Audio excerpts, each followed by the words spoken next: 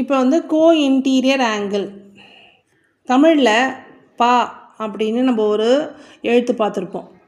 இப்போ பாருங்கள், பா வந்து நம்ம எழுதும்பொழுது இப்படி எழுதுகிறோம் இல்லைங்களா, இது பாருங்கள், இதுவும் பேரலாக இருக்கும். புரியுதுங்களா? இப்போ கோ இன்டீரியருக்கு வரேன். Parallel line வரைஞ்சிக்கோங்க. டிரான்ஸ்வர்சல் கொடுத்துட்டாங்க. இப்போ இந்த பா ஷேப் கொஞ்சம், அதாவது இந்த இது ரெண்டு தானே பேரலல் சொன்னேன், இது எப்படி வேணால் இருக்கலாம் டிரான்ஸ்வர்சல். இப்போ பாருங்கள், இதில் இந்த பா ஷேப் மாதிரி நான் கொண்டு வரேன்.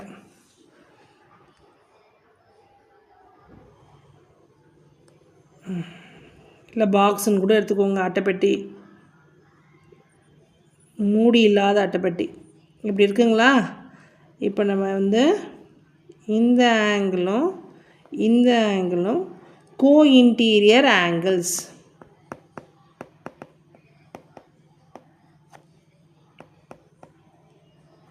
கோ இன்டீரியர் ஆங்கிள்ஸ்னால் கோ அப்படின்னா என்னது, கம்பெனி, ரெண்டுமே ஒன்றா இருக்குது, பக்கத்தில் இருக்கிறது. ஓகேவா? Co interior angles. இந்த கோ இன்டீரியர் ஆங்கிள்ஸ் எப்போவுமே என்னென்னா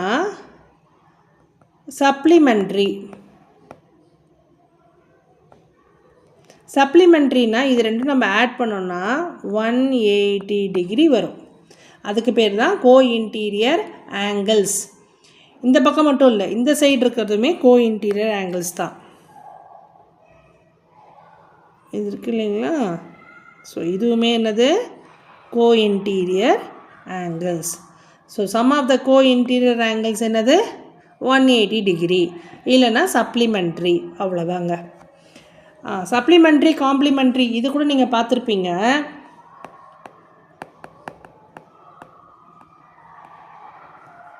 காம்ப்ளிமெண்ட்ரி அப்படின்னா என்னென்னா, ரெண்டு ஆங்கிளை நம்ம ஆட் பண்ணும்பொழுது நமக்கு வர ஆன்சர் வந்து ரைட் ஆங்கிள் 90 டிகிரி வரணும்.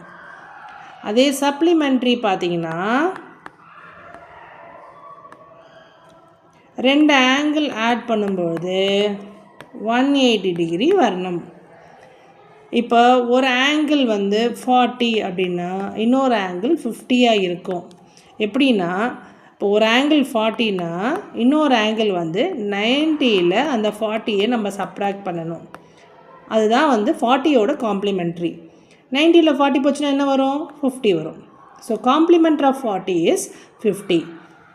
அதே மாதிரி சப்ளிமெண்ட்ரி ஒரு ஆங்கிள் வந்து 90 டிகிரினா இன்னொரு ஆங்கிளும் 90 டிகிரி. சரி, இன்னொரு எக்ஸாம்பிள் எடுத்துக்கலாம். ஒரு ஆங்கிள் 80 டிகிரினா இன்னொரு ஆங்கிள் 100. எப்படின்னா, ஒரு ஆங்கிள் 80 டிகிரினா இன்னொரு ஆங்கிள் வந்து 180 மைனஸ் 80. 180ல் 80 போச்சுன்னா என்ன ஆகும், 100 வரும். ஸோ காம்ப்ளிமெண்ட்ரி, இப்போது find an angle which is complementary itself, இந்த மாதிரிலாம் நீங்கள் கொஷின் பார்த்துருப்பீங்க. ஸோ அப்படின்னா இப்போ ஒரு ஆங்கிள் எக்ஸுன்னா அதோட காம்ப்ளிமெண்ட் வந்து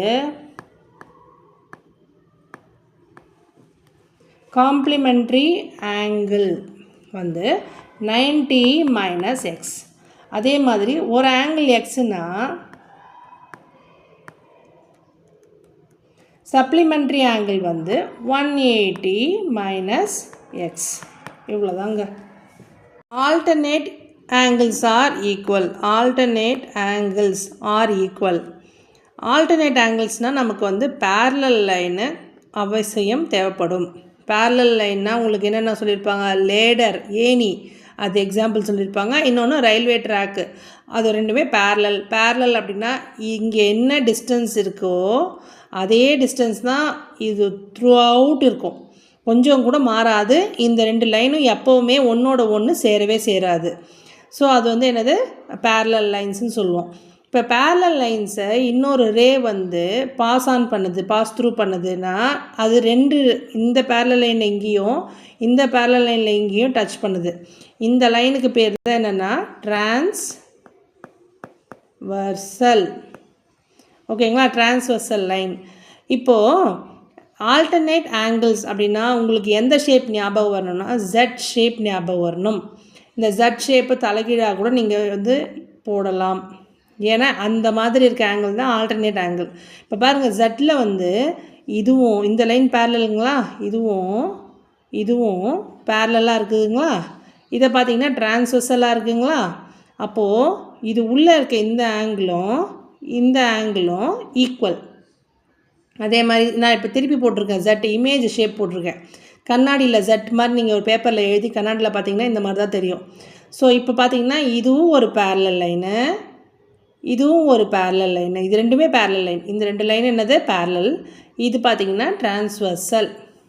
கரெக்டுங்களா? அப்போனா இதோ இந்த ஆங்கிளும் ஈக்குவல்.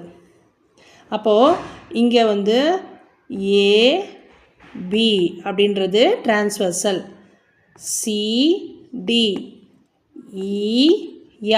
இது வந்து பேரலல்னு கொடுத்துருக்காங்க. சிடி இஸ் பேரலல் டு இஎஃப்னு கொடுத்துட்டாங்க. மேலே ஒரு கோடு போட்டாங்கன்னா அது வந்து லைனுன்னு அர்த்தம். இன்னொன்று ஏபி இஸ் டிரான்ஸ்வர்சல் அப்படின்னா அவங்க என்ன கேட்குறாங்க, ஃபைண்ட் த ஆங்கிள். இப்போ இந்த ஆங்கிள் கேட்குறாங்க. இதில் எந்தெந்த ஆங்கிள்லாம் ஈக்குவல், ஃபஸ்ட் நம்ம ஜெட் ஷேப் போட்டுக்கலாங்க. ஜெட் ஷேப்புக்கு நமக்கு என்ன தேவை, ஜெட் எப்படி இருக்கும், ஆல்ஃபபெட்டில் ஏபிசிடியில் இந்த மாதிரி எழுதுவோம் இல்லைங்களா. அப்போது 2 பேரலல் லைன்ஸுக்கு நடுத்தில் ஒரு டிரான்ஸ்வர்சல் போகணும். இப்போ பாருங்களேன், இந்த சிடிஇ பேரலாக இப்போ நான் இங்கே ஜெட்டு ஃபார்ம் பண்ணுறேன் பாருங்கள், ஜெட் ஷேப் ஃபார்ம் ஆயிடுச்சா.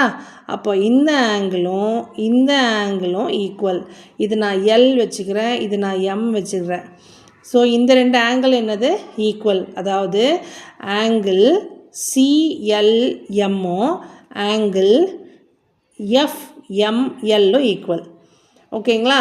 இதே மாதிரி இன்னொரு ஆல்டர்னேட் ஆங்கிளும் இதுலேயே ஈக்குவல். அது என்ன ஆங்கிள், இன்னொரு ஆல்டர்னேட் ஆங்கிள், இன்னொரு ஜெட் தலைகீழான ஜெட் பார்க்கலாங்களா.